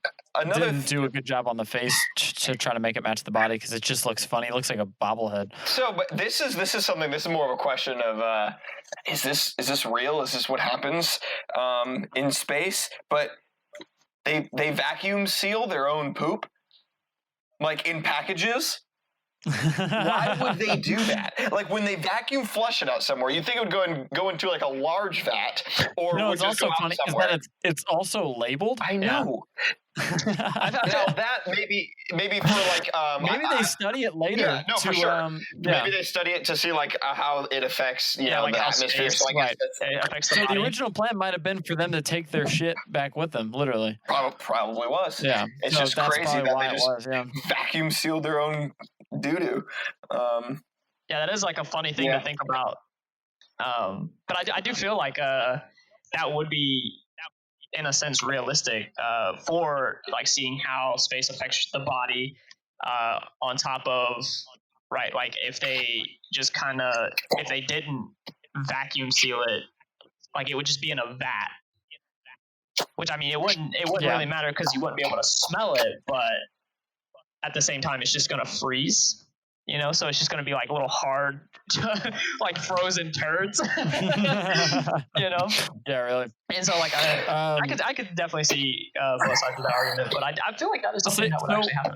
There is. I'll bring up one more other. This is like a definitive, and I think they've pretty much recognized this, and it's something I read about. There is a definitive. This is a pretty science-based movie. They did a lot of science consulting with a lot of NASA people. There is one big inaccuracy, and unfortunately, it's quite large. It's the storm. It's the entire movie. Yeah, no, it's well, I was gonna say it's the entire like conflict that's set. Well, it's the action that it's the spark that incites the conflict in the movie. The storm that they have on the thing, which they describe it like going at 120 miles per hour. Mars' atmosphere is so thin that at 120 miles per hour, it would barely like move your hair. It would like a storm like that wouldn't have any kind of damaging effects on anything. Yeah. Which I found interesting. But yeah, I mean, they've pretty much acknowledged it. It's in the book. Yeah. The guy who wrote the book's like, yeah, that doesn't make sense. I needed something to start it, and I couldn't think of anything else. So, I mean, got to bring it up, but yeah, it's not a big deal. Another thing was they were saying that it would take. Maybe I just heard this wrong. I know that they were saying it would take like 4 years to get their next crew out there, or that he was saying that it was going to be that long until someone else came out. But I think NASA even said it would take us 4 years to send another crew out. And I was like, but why? If you know somebody's out there, why don't you just send a crew earlier when it only takes a 10 to 12 month trip to get to Mars? And then they decided to send those people back out by slingshotting around Earth, or they decided on their own to do that, which obviously then they were there in 10 months again. So it's like, why couldn't they have just had the idea to send a crew out again already? Like, I know it takes time, but it's not. I don't think it's time. I think it's money. there's a monetary value that you have to, at some point, right? Like if I was gonna die, and I went to the government, I was like, government, help me, and they were like, all right, how much is this gonna cost? And I said, it's gonna cost you $1 trillion to save my life. And they kind of like, well, no, we're not. I gonna agree do that. with you with that, but I don't think that they addressed that enough then, because keeping the spaceship out there for as long as it actually was, like the actual one that, even though they re-slingshot it, they had to send more supplies. The amount of money that it takes to just launch one of those and send supplies is, I guarantee you, very expensive. So they didn't mention it there. So it's like, why? Yeah, but sending a crew is 3 times more expensive, because not only do you have to send the supplies that would be in the ship that you sent the first time, you would have to send those supplies plus a crew. But exactly. So, but my point is, they sent the same crew back out again with more supplies. So it's basically like they did that again. There was already a launch. My point is, even if it's more, I'm sure it's more. It might be by a good bit of numbers, but it's still a lot to just to launch the supplies they had to launch. So why did they should have addressed it more? If it was a money issue that they couldn't send somebody out for 4 years, I feel like it should have been addressed more, because they didn't even address the fact that it cost anything to launch supplies. They were just like, well, you got to get it out there. So it's like, well, then if you're so gung-ho about it, send people before 4 years. And then they just thought it was a crazy idea to have the same people go back out again by slingshotting around. I don't know. It just didn't seem to add up for me. Yeah, well, I mean, it comes down to not only the money of how much it costs to send them out, but one, you're risking the crew's life, right? Anytime you do something like this, you're risking the crew's life. 2, not only say the entire crew dies, right? So not only are you losing the money in the ship and the supplies, but you're also losing the money that NASA has invested in these crew members, in training, in schooling, and that is very expensive. Very expensive. They were having those regardless of whether they had if they did the like if they send the mission later or if they send it now, it's the same amount of risk. It's not like it's necessarily more if they send. I mean, it would be more if you're going to go send like people out just to save a guy. Like I do get that. So I guess the only reason that actually happened, I'm just saying again, then you're talking risk. You're not talking money. So that's my point. Is you got to mention what the risks actually are to make it. Us understand it. That's all. I think the Nate cut of The Martian. All right, you ready for this? Probably, well, I would have had it so that when they first find out, when Mackenzie Davis or whatever finds out that Matt Damon is still on Mars the first time, or that something's off, and she shows it to Jeff Daniels and Chiwetel Ejiofor. I would have had it so that Jeff Daniels makes the decision, because he can't afford it, to snuff out the evidence. Basically, like he goes like, "Oh, I'm like we can't do anything, or he's dead. Like, if he's there in 4 years, he's there in 4 years. But we're gonna get rid of the footage, make sure that people can't see it, and then later on in the movie have one of the other characters who not being okay with this decision, maybe even Mackenzie is, I don't know, and have it and basically leak it out and force him into a position where he had to go and save Matt Damon." Because that's the whole point anyway, really. I mean, I think that's the unspoken thing, is that we can't do nothing about it, because people will be really mad that we left an astronaut on Mars. How convenient is it that the one guy that was left on Mars and his major problem is being able to eat is a botanist? I mean, makes so he can learn to grow his own plant. I mean, there's not actually many people could. So it was basically there was a crew of 6 of them. Yes. There was Kate Mara, Michael Pena, Jessica Chastain, Matt Damon, Sebastian Stan, and then the bald guy. Whose name I don't know. I think that was everybody. It couldn't have been Michael Pena because he flies the thing. So if he gets left behind, everyone gets left behind. Right? And then also, I guess it could have been Jessica Chastain, because she was also like willing to risk herself. So I mean, it's kind of in a 1 in 5 scenario, which isn't crazy, like bad odds. But I feel like if you had one of the other guys, I think he probably could have figured out how to grow potatoes, because that's, out of everything, that seemed like not the super hardest part. A lot of like the engineering and trying to make things work probably seemed like they'd be a lot more I mean, valuable. I think Because I mean, all he did was get water, potatoes, and dirt, and put them together, and shit. I mean, put those together, and you got potatoes. The botanist part really isn't the hardest What's part. Like the figuring out how to make water is chemistry. that would be like if Vogel, the bald dude, he was the chemist. If he was left behind, like he could have had that shit up in no time, you know. And not blowing himself up in the process. Mark Watney is both a botanist and a mechanical engineer. Mechanical engineer. I'm a nothing because I can't even say words. A mechanical engineer, but they just put him down to botanist. Well, I mean, I think it kind of can go unsaid that he does kind of dabble in mechanical engineering. I mean, he knows how to rip apart the Rover 1 and use the extra batteries and wire up the solar panels to the rover and stuff like that. Yeah, I mean, they just never was explicitly stated. Yeah. But I mean, they did use other crew members' books, right? So they all had their own like reading materials for their specific job. You know. Yeah. So like, I feel like no matter who was left, someone else could have probably read about how to. Yeah, like these are smart people. Like they're not. It's not like they don't get to go to Mars because you're only good at one thing. Sorry, I'm not doing a very good job tearing this movie apart. Okay, I have a main thing. Are we ready for my main thing? This is movie breaking. Okay, you guys ready? Yes. This movie is terrible for this one reason. Okay, so do you guys remember Donald Glover's whole bit in this movie is that I think he's a mathematician who comes in and he basically proves that that the Hermes could whip around Earth, use the basically gravitationally drift around Earth, use the momentum to go toward Mars, and then do the same thing and come back, right? Yes. Yep. Cool. So that whole maneuver is stolen by a little Nickelodeon show I like to call Jimmy Neutron. Season 1, episode 13, A Beautiful Mind. Okay?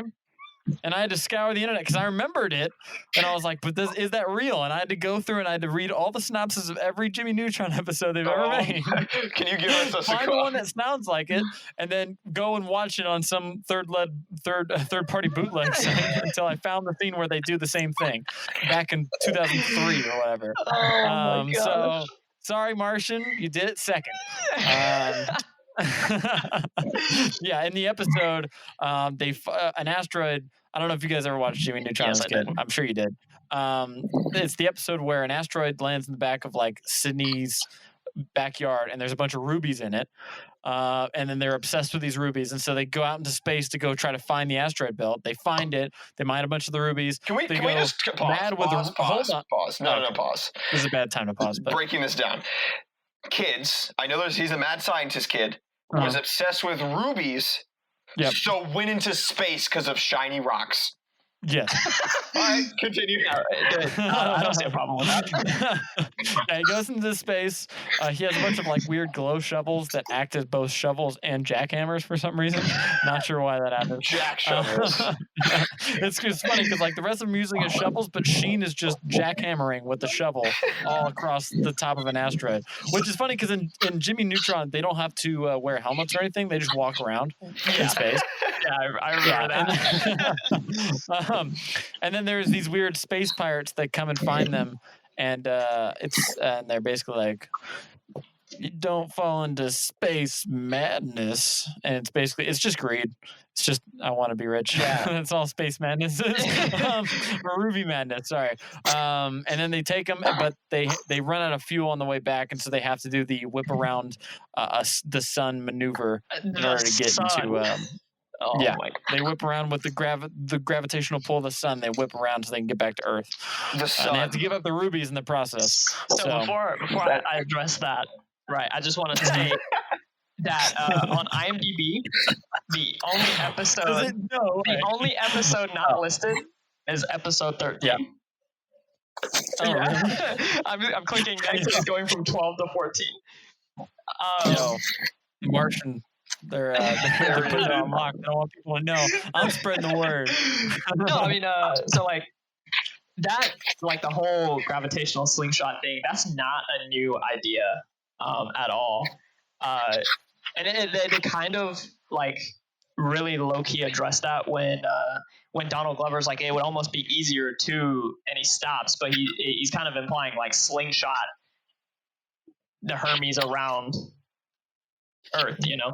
Well, that was his exact idea, and that's what he went and tested, and then he told exactly. them But I mean that entire they're not like that entire idea is not like a new thing. I mean that's one of the things that kind of like Jimmy Neutron did it back in 2003. No, I mean that's kind of like the whole thing with like satellites, right? Or even still, right? Launching probes. Probes have planetary interference so that they can get farther faster. I think it was Voyager that was like slingshotted around Jupiter to Saturn. So you're just bringing up more examples of how this movie is unoriginal. Well, I mean, in a science aspect, like that's not a new thing. This is not new for science. Yeah, like I mean that's The Martian is not allowed to use any scientific background ever. It's unoriginal. Ever. No, it can use science.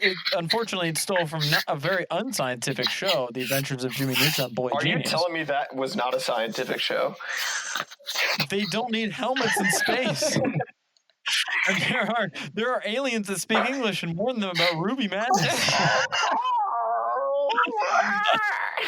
Well, I mean, if you want to really go down that road, you know, that show was hilarious. It had me cracking up going back and looking at that episode. You actually watched the entire episode? Yeah, I actually watched the entire episode because I didn't remember where it was. I knew it had to do somewhere in space, but man, I was laughing at some dumb stuff in that show. Yeah, that show. We were very easily entertained when we were younger. That is. I'm still entertained by it, apparently. Maybe it was just beyond our time and we didn't realize it, you know? Yeah, it was too good. We're like, wow, this is pretty good. And years later, we're like, wow, that dumb show. But if we really went back and watched it, it holds up, I guess. That's what we're here. That's the main moral of this episode of That's Movies, Brother, is Jimmy Neutron is just as good as you remember. It holds up. Yeah, It's not better. Yeah, that's our recommendation. Go watch Jimmy Neutron. Jimmy Neutron holds up. You can bring it back. Unfortunately, Jimmy Neutron was just too expensive to make, and so they stopped making it. I mean, they were like one of the only ones that had like the true 3D animation like back in 2003. Actual CG. And it actually looked really good. Like it wasn't bad, you know. I mean, they all look terrible in the show. I don't know what you're talking about there. Everyone in the show looks awful. I mean, they're actual like characters, but like the actual animation itself for the time period was. It was you know, like it was in high frame rate. I'll give it that. Like it wasn't choppy and weird, but yeah, no, it looked terrible. Is anybody else getting this mad thunder outside, my dudes? Oh yeah, I know. Well, yeah. Colin, are you getting that over in undisclosed location? Yeah, no, it's sunny and in your secret spy base for the government that you work for. Okay, guys, I'm in Maryland. It's not. It's nothing crazy. Maryland's fake. It doesn't exist. It's just a front. I think Washington D.C. would agree with you. Maryland is Ohio fake. too. I do have another big question about this movie. The big dilemma of, we shouldn't tell the crew, because, we shouldn't tell the crew that he's alive. Mm-hmm. And then it was basically, we shouldn't tell the crew he's alive until we have a plan to basically get him back. What do you guys think? So that's an interesting thing, because he was like, what did they like when he was finally got in contact with NASA? He was like, what did my crew say when they found out I was alive? And like, they don't know yet. And he kind of went off. So my perspective, and I want to hear yours, is I think that it's smart to not tell them until they have a plan. And maybe you guys can maybe prove me wrong. I think that there is they kind of do have like a right to know, but if they don't have the ability to really turn around, which they ended up figuring out how to be able to kind of turn around by slingshotting and all that. Jimmy Neutron. It almost makes. Thank you, Jimmy. Props the Jimster. But it almost makes Matt Damon's character maybe prove me wrong, but a little selfish in that moment because I understand that I want my friends to know. So maybe I would be in the same position because that's what I would be thinking about. But if you really think about it, if you're stranded and they don't have a way to come back, and he didn't think that they were going to come back and get him. He was like, oh, what do they think? I know that I'm here. You're going to send me supplies. That's kind of the initial plan. If I'm stranded on Mars and I know they have to get back, would it be worse for them to know that I'm stranded on a planet and put them through even more mental trauma that they stranded their friend on a planet alive?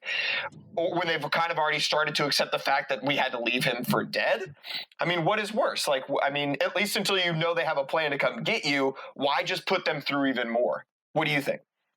Because they deserve to know. No, you're right. You're right. I think it was a bit of an overreaction on everyone's, especially what I mean. I get it. Well, he was so understanding of how they left him, but then he was totally not understanding of Jeff Daniels' point of not wanting to tell them, which I think is a bit odd. And it's more movie logic than it is. 'Cause I think generally people, he comes off as a pretty pragmatic guy. And so I think he would understand why you wouldn't want to tell him that, because you wouldn't want to put people through. Now, not only did they have to go through, our friend just died, and it's, and I think part of Jessica Chastain's little character is that she kind of blames herself, but now they have to go through. He's alive. He's There's not nothing dead. we can do. We left nothing him. we can do. Yeah. So it's a bit. It feels strange that he would be so upset. So I think that's a bit. It almost feels like kind of forced conflict there. Yeah, because even the NASA guy who is not the director of NASA, but the guy who's in charge of their crew, who was like, we gotta tell him. I'm like, dude, just him, I was like, but listen, they don't have a. That's Sean Bean's entire purpose in this movie. I'm like, I get that you want your point. Yeah, I get that you want your friends to know, or that they want his friends to know. Like, they do deserve to know at some point for sure, but come up with a plan and then tell them. Because if you can't come to them, like if I come to you, like Nate, the original plan was to not tell them until they were back. Right, but then later the director did say, "We'll tell them when we get a plan." It did shift a little bit, but because he was forced. Yeah. I still think it would have made more sense to wait till they were back, pragmatically. Yeah, because I mean, you like you said, you don't want them distracted from their mission. They have to get all that stuff back. It served no practical purpose to tell them until they're back. Right. So what do you think about that? And he's right also, because they do defy orders. Now it works out in the end, but they do defy the orders, and they decide. Jessica Chastain decides, and they all unanimously decide to go against. But then they're what pretty much supposed labeled to do. as basically war heroes at that point because they did save somebody. But anyways, hold on, I want to get Collin. What do you think about that? Yeah, no, I definitely think like I don't agree with the decision to not tell them. I think it would, for the time being, it would not be smart to wait until they got back to tell them. It would be, let's get a plan first, and then they got the plan. They still didn't tell them until after the rocket blew up. So it's like, when it comes down to it, right? Like they were the people that were actually there, and so when it comes to, like, one person was making the decision, right? So what if they would have launched the other rocket and it would have blew up, right? I mean, then you would kind of be in a point where, like, it's too late to do anything. Like, he is going to die. I personally believe they should have let the crew decide for themselves. That was kind of one of the arguments that was brought up. Like, let them decide if they're going to go back and get him. But originally that wasn't even an idea. Like, no one thought about slingshotting them around and sending them back. So even if the idea was we could send they did. Back. Donald Glover's character was in there. He explained the situation, and then the guy that was in charge of their entire mission, he stated to the director of NASA, like, "Hey, we're not doing that. Yeah, we should let them decide." And then the director of NASA was like, "No, we're not doing that." So at that point, that's different because there's an opportunity for a plan for them. I mean, before they had any idea, because I get there's kind of 3 points. Yeah, no. You don't tell them there's 3 points. There's 3 options. You don't tell them until they get back. You tell them right away when you find out without a plan, or the middle, which is you tell them once you have a plan. And even if that plan might include the crew, they can then make the decision of whether they want to do that or not. So where would you have told them in that process? Just out of curiosity. I mean, I probably would have told them before the rocket was launched. which would have When they been still had a plan. which would have been when there was a plan.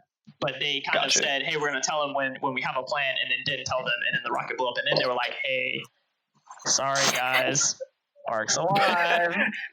Yeah. Which I mean, Yeah, I just thought it was weird that at the beginning when the commander, not commander, but whatever, the guy who was in charge of that crew was so upset that they didn't know right away. I'm like, well, figure some things out right quick, because there's nothing they can do. Like I was saying before, like if I come to a friend, if I come to you, Nate, with an issue that doesn't have any sort of solution whatsoever, and it's only going to make you upset by me telling you, I'm going to try to brainstorm a solution and be like, look, here's the problem we have, bud.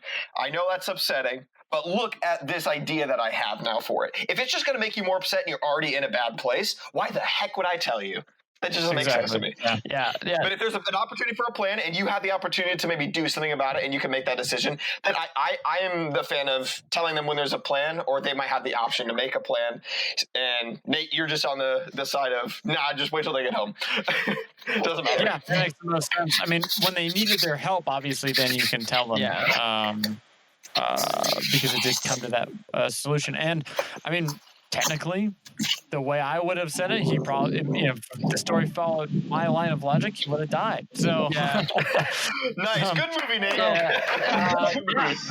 I mean, so like I think there was more risks in sending just the supply, like the supply drop, versus sending the Hermes back, right? The Hermes could have gotten the supplies right and say they didn't get Mark and he died, during the launch up, right? Whatever. The crew still would have been able to come back perfectly fine, right? Like there was a risk to the crew, but they were literally going to crash land this supply drop on the planet, right? What if they would have crash landed it and it just like all of it's just gone, right?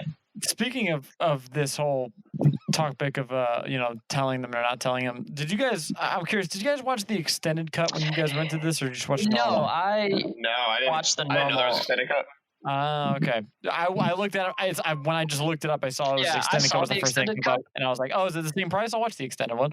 And it's funny because when he says that, obviously he says when Mark, he basically says like, "What the fuck?" Like that's what he types back, and then Chiwetel Ejiofor is like, "Watch your language. You're being broadcast in front of everybody in the world, basically." And he goes, "Oh yeah," and then you don't see what he types, but then in the next scene, Jeff Daniels comes around and he says, "Yeah, I just had to tell the president what a bureaucratic felcher was," and then Sean Bean was like, "Yeah, I just had the unpleasantry of looking it up." So I don't know if you guys saw that part or know what that is. Yeah, no, Nope. I didn't see that. Look that up for me. I have a question for you guys. This raises a whole other question. Do you like the idea of extended cuts being released for movies?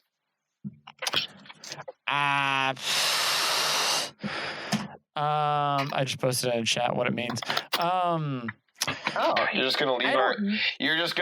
gonna leave our viewers without the description. Yeah, I mean, Just gonna talk to them Yeah, about it. read that, and if you want to read it out, then you can. No, you brought it up. Maybe you should.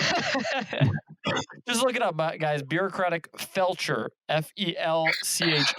I see it. I'm good. Yeah. I I'm actually just surprised suggest, that in a movie like this, that's a pretty.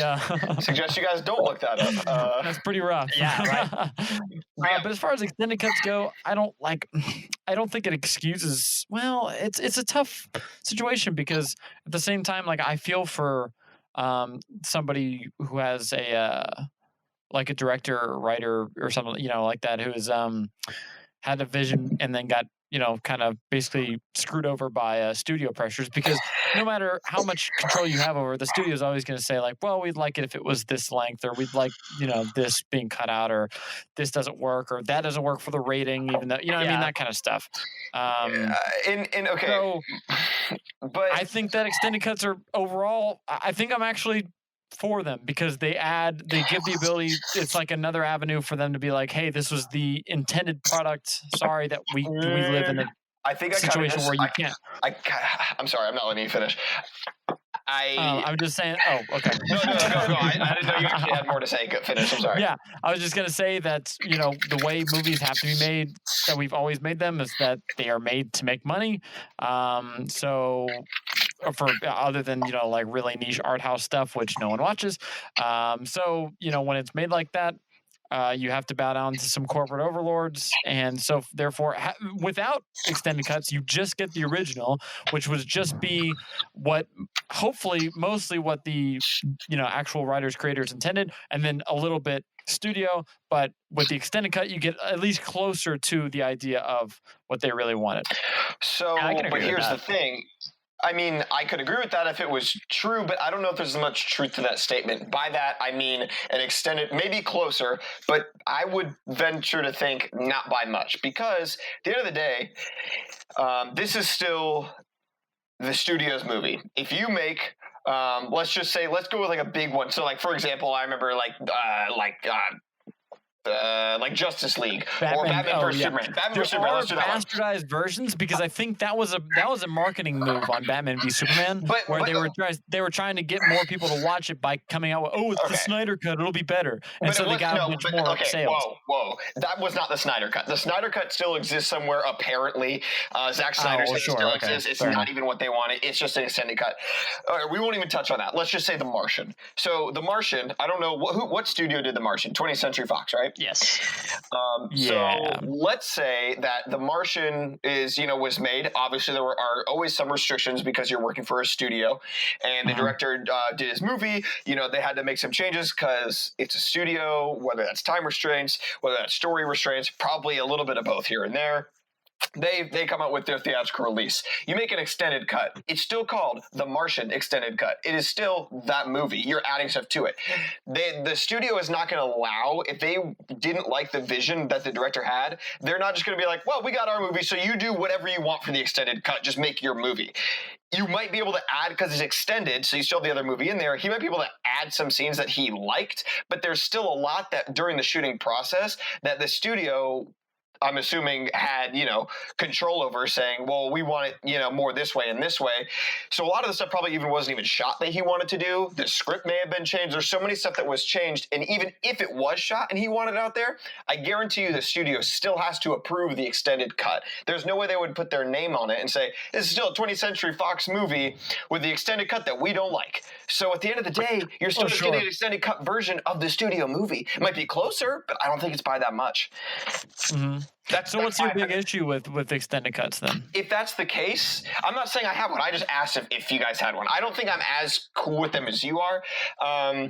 I wouldn't even say that. I wouldn't. Well, yeah, a little bit, but I'm saying I'm not like fully against them. But I'm not just just 100%. But really, what's the thing about it? There's nothing wrong with them. If you want to see the extended cut, why not? See the extended cut. If they want to release extended cut, now if you talk about to get specifically holding stuff back to then release extended cut to get more money, it's like, why don't you just release the extended cut originally? Because if the extended cut is overall better and the studio is in charge of both, which I feel they are because it's still their movie. If the extended cut is better and the studio's still okay with it, the only thing I can think of is time restraints. Otherwise, why not just release the better version? Why'd you cut it out? It just doesn't make sense. There's other reasons. Like, for example, that line that I talked about, the Felcher line, wasn't in the original cut because I think they were worried about it bringing the movie down or being too bringing the rating up. I guess you would say. Okay. I think it's still. Is this movie rated R? Did they actually ever say the F word? No, they didn't. They either cut it out. They were pretty specific about it's doing PG-13. it. Yeah.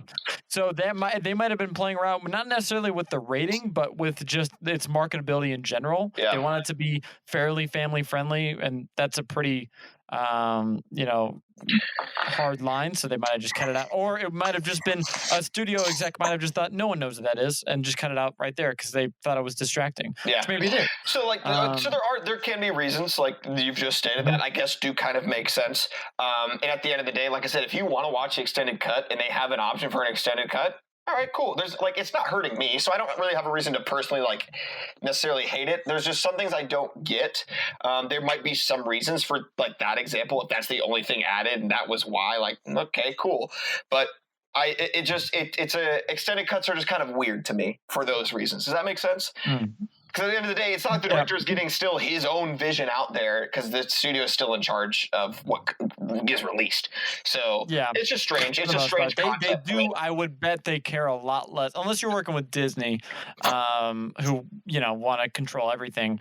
I would say they care a lot less about the whatever if you want to do an extended cut of the movie opposed to and even then, like I said, even if you add stuff because extended cut, you're adding things. You can only change things so much because they're not going to do extra filming for it. Exactly. And like I said, even if and that's what I'm saying. So even you can only add so much, and you can't even add stuff that's going to change what was already filmed because then it's completely. I guess you could technically take stuff out. I don't know if that's ever. I feel like that would probably fall under like a director's cut, don't you think? Yeah, they wouldn't probably call it an extended cut if it was shorter, but it's the same thing. Fun fact, right? The extended cut is unrated. It is 10 minutes longer than the movie, the theatrical version, and it adds 11 scenes. Okay. Unrated doesn't necessarily just means that it just wasn't chosen not to be rated by the MPAA. So for rating purposes, I watched the extended cut. It's not like it's Yeah, I mean, it just wasn't rated. That's what I'm saying. But and there's like extended cuts. There's director's cuts, but even in a director's cut, again, it's still the movie is still owned by the studio. So there's only so much they can do. And it's interesting because, like, for example, Endgame came out with their extended cut. Did I go? Heck yeah. Was I looking forward to see what extra was? Heck yeah. So it's not that I'm against it because I'm not. I think after kind of like evaluating my thoughts on it, it's just for the most part, they're kind of weird. Like they're just interesting and strange because there's a lot that doesn't make sense to me with certain extended cuts. There could be good reasons, like you've stated, but at the end of the day, man, if I really liked a movie, and they came out with an extended cut, I'm gonna want to probably watch it to be like, okay, cool. Well, I want to see what else is in here because I like this, and they might add more cool stuff. And why not? Yeah. I mean, there's kind of like a significant amount that was added for a 10-minute section. Fucking Quibi. That's a whole Quibi movie right there. Just take those scenes and put them in, and it would make no sense in a Quibi episode. Yeah. I was just looking back at Quibi for a second because I was just looking at tabs, and they have a lot more stuff on here than I thought. Yeah, there's a whole lot more. Speaking of Sam Raimi's got his own 50 States of Fright horror anthology thing on here. I never even heard of before. There's a show with Idris Elba on here. It's kind of nuts. We're gonna have to do a whole Quibi episode. Maybe watch a bunch of Quibi stuff. I don't know if any of it's good. That's the thing. Well, we've officially come full circle. I think we should wrap up our thoughts on Martian. I mean, honestly, you can just save time by watching Jimmy Neutron. Yeah, honestly, my final thoughts are it's basically Jimmy Neutron, but there's less it's missing a little bit of the charm. Less character development. My boy Jim he's a great character. He does awesome character development. You have a whole season. They try to condense it down into a movie, and the animation really just adds that extra. So it adds artistry to it. Really, 1 out of 10 pile of garbage. Could be better. Honestly, Collin, I kind of surprised by your lack of taste. Yeah, there is actually a director's cut. I know you're talking about the extended cut, but there's a director's cut of this movie. It's animated in the style of Jimmy Neutron, and actually has Jimmy Neutron and like his buddies in that episode actually weaves into the movie. It's crazy. Yeah. Jimmy Neutron comes in, and Mark Watney's like, "Oh, what's up, kid?" And he's like, "You're doing everything wrong. Potatoes? Why didn't you just eat Mars, you idiot?" And he's like, you're so right. And then Jimmy walks up to him and goes, "Yo, why are you wearing this helmet?" Takes off his helmet. He starts choking and dying, and then Jimmy Neutron has to get down on his hands and knees, give this man CPR, and bring him back to life. It's really heartfelt. Wow. Yeah. Wow. Yeah. I haven't seen that cut. I'm sorry to give you spoilers. Jimmy Neutron's a superhero. He can breathe in space. Definitely have to go check that out. There's an episode where Jimmy Neutron and his friends actually did become superheroes. They're like the discount Avengers, basically. It was the Jimmy Neutron movie. Yeah. that the one you're talking? But which one's better? When Jimmy Neutron and his buddies become superheroes, or SpongeBob in that episode? The SpongeBob. Yeah. SpongeBob. The funniest thing about the Jimmy Neutron one is that he's like hulking out, and Hugh Neutron's like his dad comes out and he's like, "Whoa, Jimbo, working out? Huh? What do you bench? 4,000 pounds?" It's a really funny way he said it. Oh man, no. Sheen, Ultra Lord, man, that show was wild. That show was right. wild. Isn't it weird that like these shows, like I just know where I'm about to head out. Ultra Lord is like this weird superhero in their universe, and Fairly Odd Parents had the same one, but it was dumber. The Crimson Chin. Crimson Chin. Here comes the Crimson Chin. Yeah, have you guys seen that meme with it's Carl from Jimmy Neutron, and it's somebody doing his voice. He's like, "Oh, that's cool and all, but I don't remember asking." Oh yeah. Oh, fantastic! Carl memes are great. So recommend. And Sheen got his own spin-off show that went like 3 episodes or something like that. What? Is that a joke? Yeah. No. It's called, like, Ultra No Sheen. wonder Jimmy Neutron crashed and burned into the ground. They tried to do a spin-off with Sheen. You said really funny. I don't even know the context of it, but there was a meme that I saw from where Sheen's dreaming, and he's dreaming that Carl's there, and they're like holding hands and dancing like in a circle, like doing that, that like pretty classic like laughing and like running circles around each other kind of thing. You know what I'm talking about? That kind of weird thing. He does that, but then he starts like Carl. It's like he's going too fast and he can't hold on to Carl anymore, and he lets go of Carl. Carl flies into the air, and a plane just comes out of nowhere and just smacks him. You reminded me of the episode in a dream where there's a whole episode about Jimmy Neutron's dream, and like crazy stuff starts happening. That's all I remember. That's all I got for you. Oh man, yeah. The show was called Planet Sheen. Sheen on acid. That's it. Planet Sheen. Planet Sheen. Planet Sheen. Yes, that's the spinoff. Yeah. Oh man. Oof. That's good stuff. Oh, so recommendation at the end of this episode here of Best Movies Brother. I don't think it got enough love.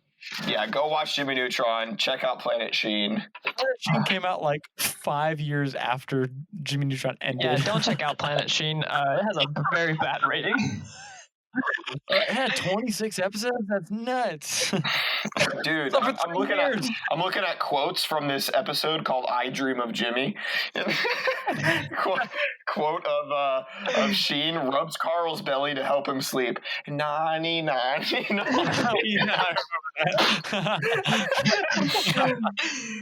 Carl, the square root of Flexnard is a cup full of boogers. Wow, one critic actually reviewed Planet Sheen. We gotta have an episode all on Planet Sheen, guys. Let's do a watch along on Planet Sheen. If you'd like to see a watch along on Planet Sheen, hold on. I think there was 50 episodes of Planet Sheen.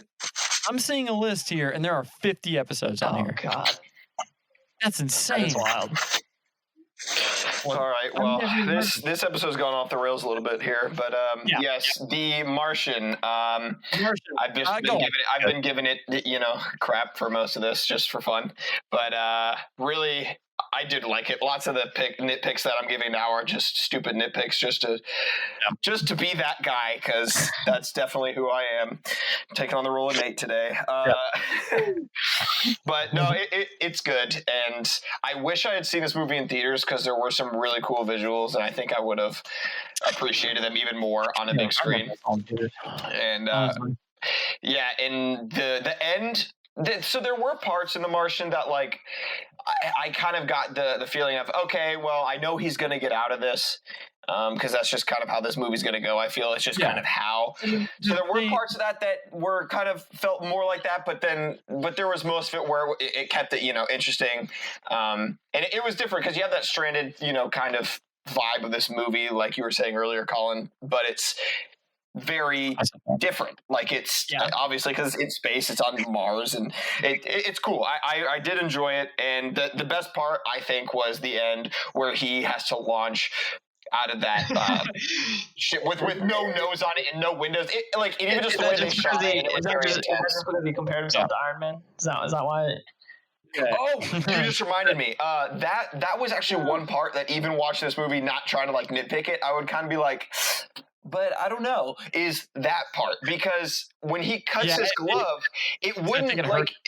What's up?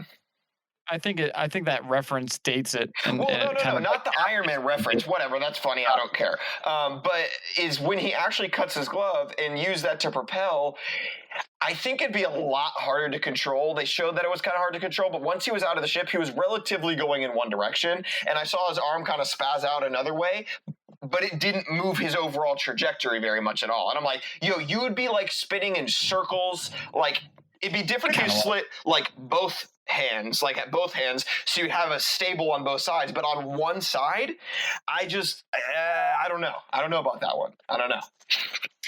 Yeah, I kind of get it. I mean, they made a deal out of it, so it's kind of like it was shown to be hard, but yeah, I mean, honestly, that's all speculation. We have no idea how hard that would be to do in space. That's also another part of the reason why, like, I'm not trying to like nitpick that specific part of it. It's not enough to be like, I hate this movie, or that's like super dumb, but it's just an interesting thing I saw. But overall, good movie. That part at the end where he was shot out of that whatever that rocket was that he basically stripped apart, the cinematography was done very well. The just the way that they did there was like music in there, and pretty much everything that they did, it really like captured me in that moment more so than any other part of the movie, which I think it should. It was the climax, but I really enjoyed it. Any other last thoughts? I think that covers it. We're good. Yeah. Thanks for coming on, Collin.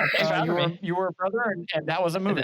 It was. And if you guys, we appreciate you guys listening, especially the last few weeks. We've had to record from different locations, so it's been a hassle. And sorry if it seemed that way, but we appreciate you guys listening. Go follow That Movie's Brother on Instagram. And www.audibletrial.com/That's Movies Brother, no apostrophes or commas. Yep, the link will be in the description if you guys want a month of free Audible. We are this episode is still sponsored by Audible. And yeah.